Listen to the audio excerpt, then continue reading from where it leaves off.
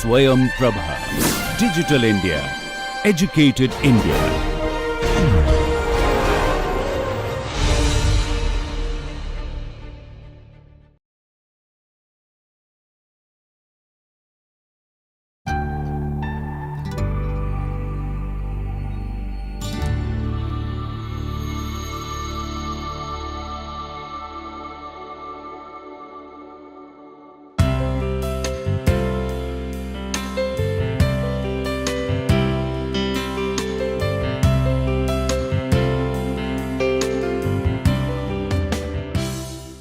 Hello everyone, I am Shubhajyoti Samadar from Disaster Prevention Research Institute, Kyoto University. I welcome you all to this lecture series on disaster recovery and build back better. In this lecture, we will talk about source, message and receiver in disaster risk communication, particularly what are the challenges there when we adopt particular risk communication model. That is very important for us to understand the disaster risk management. Now, we all know that the meaning of risk communication is actually a kind of event where there are two parties. One is the receiver, another one is the sender, another one is the receiver. Now, senders, they send informations, message to the receivers in order to change their mind, their perception and their behavior. And this exchange of informations between receiver and senders is actually a purposeful exchange of information. That means they want to change the mind. Senders wants to change the mind of receivers. It's not that senders is talking and receiver is not listening. It's a purposeful exchange of information. So risk communication is defined as any purposeful exchange of information about health, disaster, environmental risk between interested parties, right? Now, understanding risk message. It is okay to send the informations, but it is now we need to look at what are the challenges when we are sending the informations to the recipient in order to do something, in order to prepare, in order to enhance their capacity to prepare against the disasters. What are the challenges? What are the barriers there to communicate effectively? Well, there is one very typical model, very popular model that was developed in 1940s on risk communications, and that is most widespreadly used model in risk communications called source message receiver model, and it is considered to be still the most prevalent framework of communication studies. At least 50% are using this model. What is this model? Is saying that a sender, they collect informations from some scientific bodies or some outsiders like meteorological department or hydrological department about disasters, and then this collected these informations in order to develop a kind of informations or analysis of risk, and based on that the sender collecting this information, pass these informations to the receivers in order to change the receiver's mind and attitude and behavior. Now, they cannot directly sender cannot directly send it to receiver most of the time. Sometimes it's possible, but most of the time it is difficult to send directly the message from the scientific body to the receivers, or those who are doing this scientific analysis, they cannot also pass these informations to the receiver directly. What senders they do, they have some transmitter. Generally, could be mass media like televisions, radios, newspapers, or many other we call them as mass media. And when the senders send these informations to the transmitter or mass media or some other transmitters, they do coding and decoding in order to understand that message, and they interpret and deconstruct and reconstruct that message. And transmitter then after the decodifying the message from the original source, they send it to the receiver. And receiver also decodify and recodify this message, and also in between it does not directly go to them. In between, the challenge is the noise, right? Now the receiver also interpret, decode and recode this message coming from the transmitter, and it is also challenged by the question of noise. What is a noise? It could be some external and internal factors. External factors like the beep of car or sound pollutions. I want to say you, how are you? But maybe you are not listening it properly because there are a lot of noises there. The bikes are, there are a lot of, the cars are beeping, or maybe you have headache, or you have difficulty in hearing. So the senders and receivers, they are challenged when they are communicating with the noise. This noise could be internal and also could be external. Now senders collecting informations from some organizations like meteorology or hydrology, and then they pass these informations to the transmitter like mass media after decoding and recoding, and then they send it to the receiver, and also this goes from transmitter to the receiver through decoding and recoding. Now if the transmitter cannot understand, they feedback this one to the original senders, and also the receivers, if they have some questions, concerns, needs, they can also give feedback to the senders. But it is actually a one-way communication process. Once you receive, then you didn't understand, then you contact. It is not a two-way communication reciprocal process. It's generally one-way traffic flow of information. Now, who are the senders?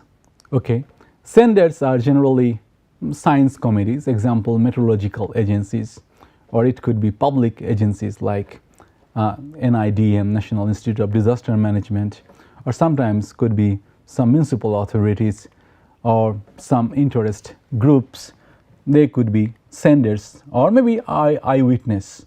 I watched, maybe I am experiencing some disaster, and I am conveying that, relaying that to others. It's possible. So, which is not always the case, but scientific communities, public agencies, interest group, eyewitness, they all could be senders of informations. Okay. Now they send this information to the transmitter. How do they send it? They publish reports, their scientific journals, or maybe they do some press release, right? They do press release about a particular hazards, particular events, and also maybe they can share the information through personal interactions, especially in case of eyewitness. They pass these informations to another person through personal interaction. So scientific communities, public agencies, interest group, eyewitness, they are all senders. They are passing the information through reports, press release, personal interactions to the transmitter, okay, to the transmitters. Now, who are these transmitters? They could be mass media like TV, newspapers, radios, or could be some public institutions, okay, or could be some opinion groups, same-minded people.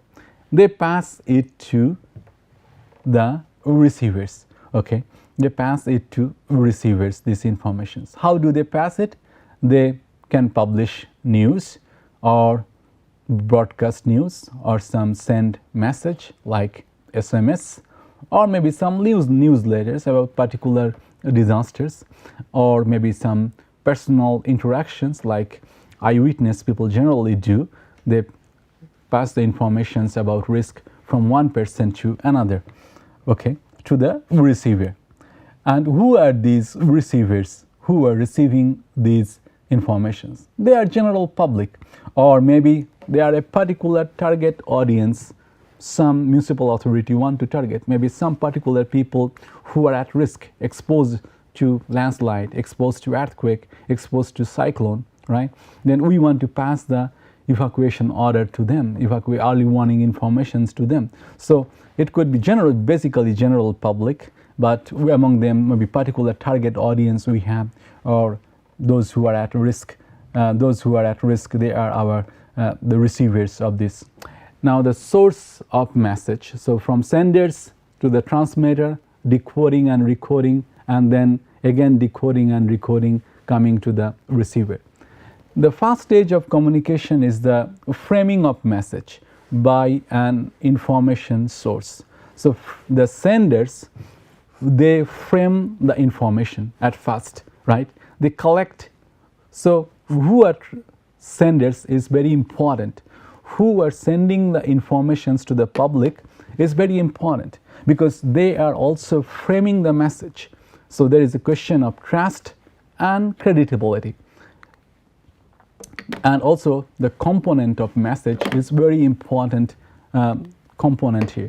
And source can, because they can all amplify, magnify, reconstruct, deconstruct the message. I can show you some example what can happen. Now look into this nuclear power plant, and if the source senders of information is this company who are at risk about the radiation, then people would believe them? Or what is the status of radiation is reported by a group of Nobel laureates, who would be more trustworthy? The event is same, basically. We are giving the radiation status report. The senders are two different groups. One is the company itself who were affected, and other one is a group of Nobel laureate. People, of course, would easily trust more these Nobel laureates, because they can think that this company may be fabricating or suppressing the informations, making stories, and they are not giving the right information to the people. So the event is same, but the sources are different. So people cannot trust. So whom people trust depends on who is providing the information. Now, also, it is very important that these oil refineries, for example, a particular factory, there is a specific chemical substance has been leaking from a waste repository for 2 years. Okay. Now, how different media group, transmitter, can interpret that one? The event is that a specific chemical substance has been leaking from a waste repository for 2 years. Maybe, do you think that all journalists will report the same way? No, right? They generally don't do it. Let's look. Maybe journalist 1 reported like that: leak in waste disposal at High Tech Park. How about journalist 2? Is state-of-the-art technology for monitoring emissions. Maybe journalist 3 is reporting air pollution by toxic waste dump. Journalist 4 is reporting poisoning the air we breathe, the water we drink. So same event, but different journalists are reporting different things. It's so interesting. So the primary source of risk communications, so these are hazards we know, like smoking, genetically modified foods, or irrigations of arsenic contaminations, or hazardous material, or volcanic eruptions, okay, a tsunami. Now, it can cause some kind of risk, like GMO and genetically modified food can cause a lot of damage to the children, kids, and also arsenic can contaminate. Arsenic contamination can cause cancer, or we can have flood impact, or events of Fukushima, or nuclear accident, or other many problems we are facing. Now, the scientific community, basically, the first group, the senders of the informations, what do they do? Basically, I'm talking about the scientists. Okay, they do hazard analysis. What are the hazards? What can go wrong? What are the potential consequences? How likely is it to happen? Is the risk is tolerable or not? So these first primary analysis is done by the senders, the primary source of information about risk. They do the risk analysis part. And now, based on their analysis, they can categorize the risk: low, medium, high, very high, or extreme high. And so they can have measured the risk from a different parameters, based on their own parameters, but not necessarily that these informations considered to be at raw informations. They only do it to share among themselves within their own peer group, not to outsiders, because if they share it without much consent to the outsiders, it can cause a lot of mistrust and confusions and misleading. Okay, so here is a very good cartoon that how most people view their vacations and how scientists view their vacations. Okay, like endemic bad, a thunderstorm at 4 p.m. So there is a difference between what scientists are estimating the risk, the scientific perspective of the risk or estimation of risk and analysis of risk, and the common man's perspective of risk. Here is another good cartoon also, like climate impact range from moderate to catastrophic. And the person is saying that I cannot say myself that doing nothing is not the best solution. So also there is a small chance my house will burn down. I cannot say buying insurance is worth it. So we have kind of construction of risk is how the scientists are looking at it, and how the common people are looking. They can vary at great extent. So the source of message, when the senders, they are sending to the transmitter, they actually do amplify, magnify, and accentuate the informations. It's not that what information you pass is go directly, but it is the media or the other, they actually convert this one, interpret this one, amplify this one, magnify this one, and then it comes through decoding and recoding, right? So, and the primary source, the since institutions have different purposes, different interests, they will also like to see the different parts and selection and processing of one single signal, one single message have different meaning. So the source is very different. Source is one, but looking at to that as object is varies. Like for this elephant, it's like one community of scientists. They are looking one particular aspect. It's a fan. Someone is looking. It is a rope, a particular body of the elephant. No one is looking at the entire aspect of the elephant. Okay, and these differences in interpretations reflect adversarial science camps result from scientific advocacies within interest group. Even the scientists, if they have same data, they have different interpretations, as if they look like they're coming from different data set.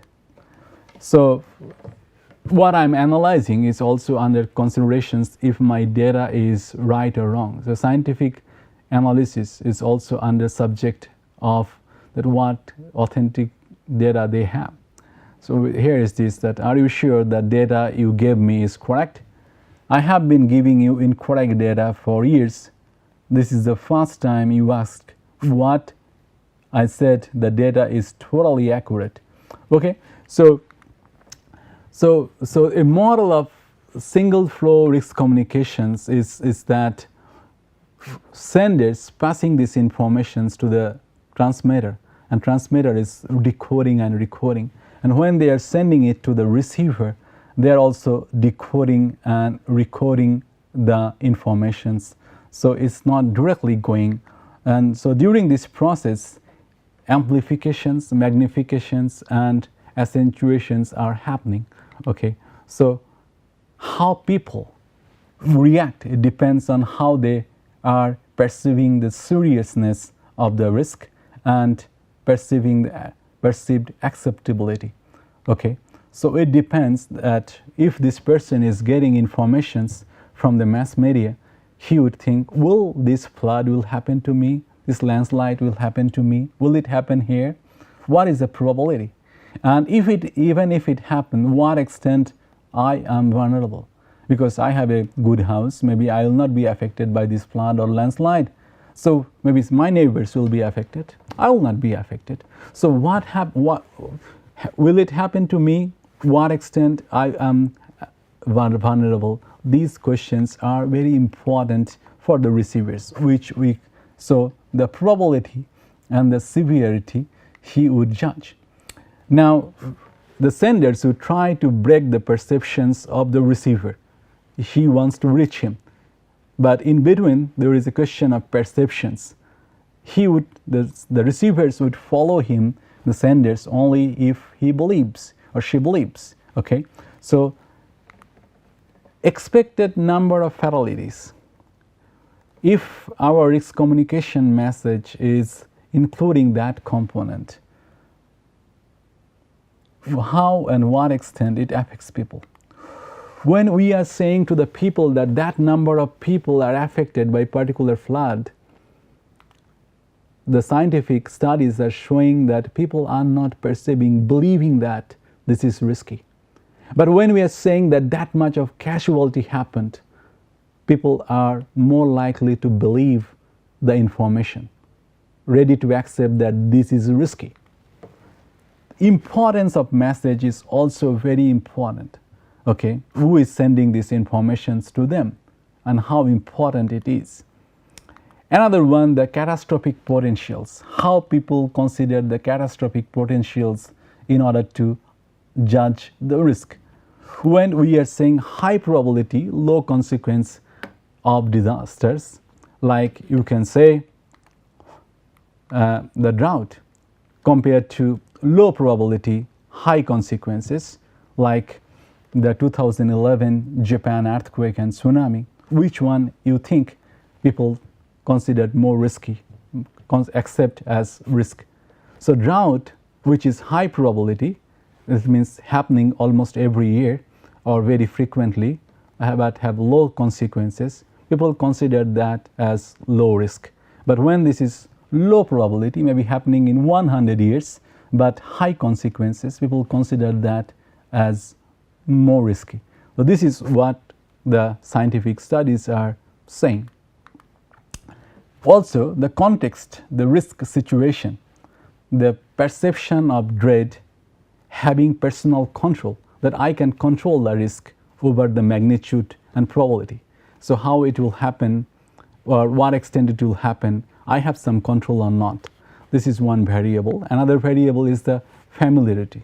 If I have experienced that one, or if I am experiencing that disasters, and equitable sharing, that whose benefit and whose risk. So these kind of questions, like you are running a nuclear power plant, but that may cause, you are earning from that, but that may cause increase someone's risk. So which one people will believe? So also the potential to blame someone, that this risk is happening, this flood is happening because of the municipal authority. So people are believing that if it is considered to be dread, people don't believe it. Having personal control, that they can control the risk, they have some kind of capacity. If they perceive this way, then they don't consider this is a high risk. Familiarity, when people are experiencing this in a regular basis, they don't believe or accept the risk. But when they are think that he is at risk because someone is benefiting out of it, he thinks this is more risky. And when it is more easy to blame the reason that why this risk is happening, risk is taking place, disaster is taking place, is because of someone's responsibility. People consider this as more higher risk and believe the cause of risk. Okay, is it unfair, equity, profit of others? So these all factors also increases can make it people acceptable to the existence of the risk, and understanding the probabilities, okay, like availability, events that come to people's mind immediately, they can imagine it, okay, high and less mentality available, or representativeness, singular events that they experience, not exactly the same but similar kind of, and these are considered to be more risky by the people. Now the transmitter of risk information, that how the sender is, the transmitter is collecting the informations from the senders and the perceived seriousness of the risk. Okay, now this mass media, public institutions and opinion groups, and they are collecting data from the senders through journal articles, from report, eyewitness, okay, and they are collecting and then they are passing it to the receivers. So in this process they are collecting and interpreting, and then when they are passing it to the people, they are also interpreting, constructing, reconstructing and decoding, and then they are sending it to the people. So they are actually, transmitter play a very critical role in deciding, reinforcing and amplifying the value of the risk.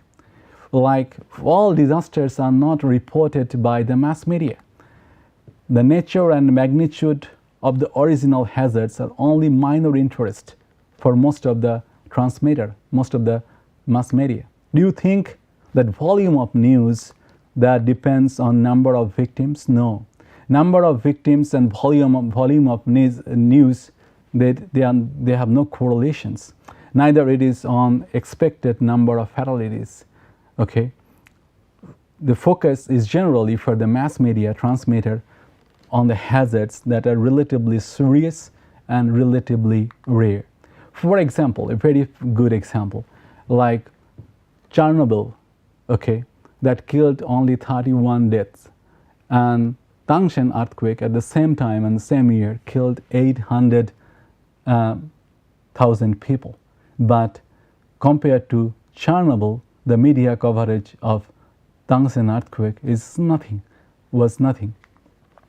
So factors that determine transmitter attractiveness to pass report risk information or risk news is if it is technologically induced hazard, then compared to natural hazards, they will report more.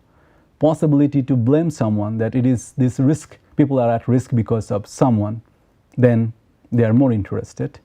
Cultural distance from the place of occurrence, people never experience this one.